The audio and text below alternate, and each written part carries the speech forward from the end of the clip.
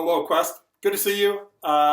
It's really exciting for me. I'm very motivated, very enthusiastic about being able to do these videos on Thursdays, or often it's Thursdays, but being able to inform you of what's going on and catch you up to date and whatever. So I love doing these, so I hope it's helpful to you and informative.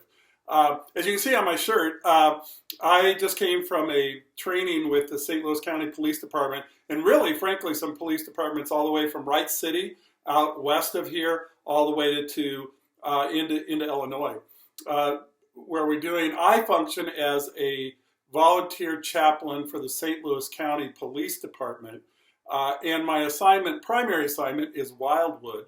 Though you can be deployed to other parts of the county and really beyond that if ever necessary. So I just was part of a training this morning, and it was the topic of the day was hate crimes, and what's going on and how that's determined both legally by the Department of Justice and then by state and local areas. And we also talked about the rise in anti-Semitic activities in the United States, and not only in the United States, but around the world, really.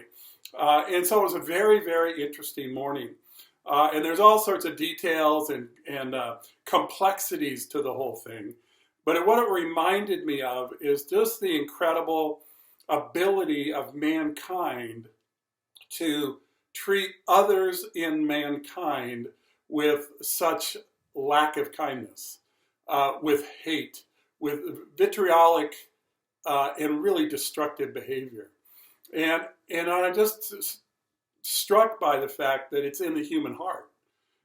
And hate comes from every part of society to every other part of society, and how incredibly destructive it is. And I was reminded of the incredible call that Christ has given us to not hate, but to love. And so that no matter what the differences are, and we may have real honest differences of opinion or of standards or of values or of morals, but Jesus never gives us any room to demean, devalue, degrade, to dehumanize any other person. He never allows that. Remember in the Sermon on the Mount, he talked about that he says, you've heard it said that you should not murder anybody. And he says, and that's true. But I tell you, anyone who says to his brother, Raka, meaning you foolish, empty-minded, stupid-hearted, really a demeaning position, Jesus never allows that. That every person is made in the image of God and has an inherent value to him.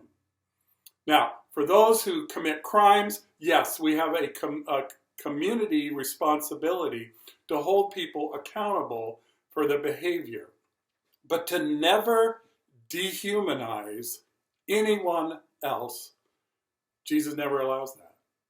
And so our desire is to not be a group of people who would ever hate, but people who actually love other people. So it was a really good morning to go through this training. And it reminds me of what's coming up. We've been talking a little bit about this Lenten series. In other words, Lent started way back on the day after Mardi Gras.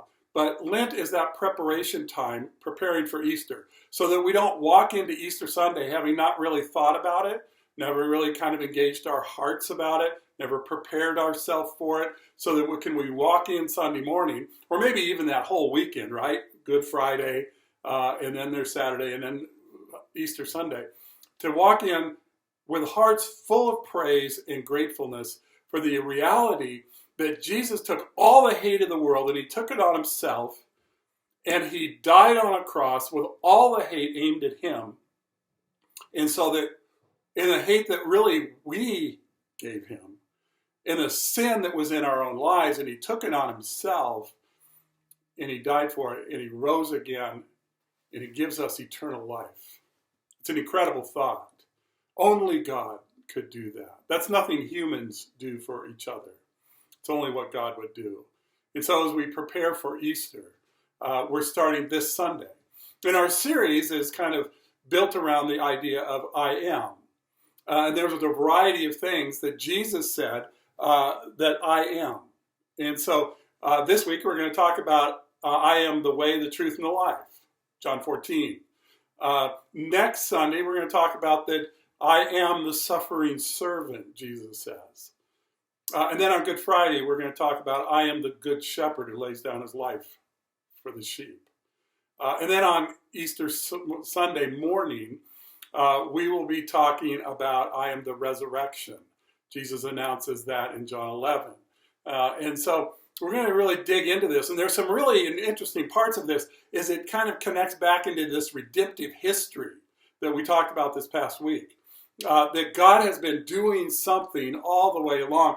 And not only that, but he reveals who he is, which is really the bottom line, which is the key thing about who he is in his character, in his nature.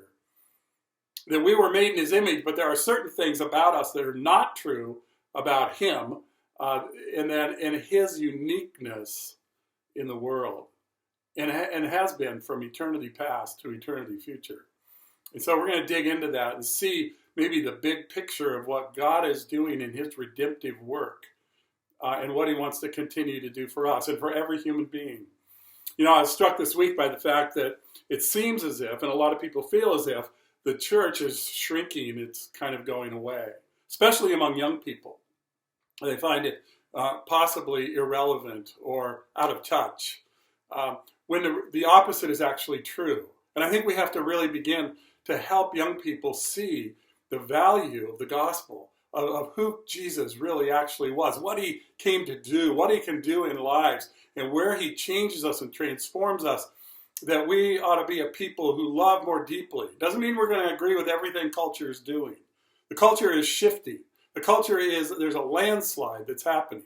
But it's actually a landslide that I think is headed in many ways in a really negative and destructive fashion.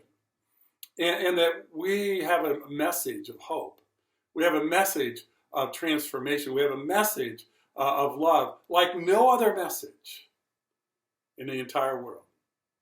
So that's where we're headed. And so I'm looking forward to this Easter season here in April as we go about pursuing the life of God that he wants to have us have, right?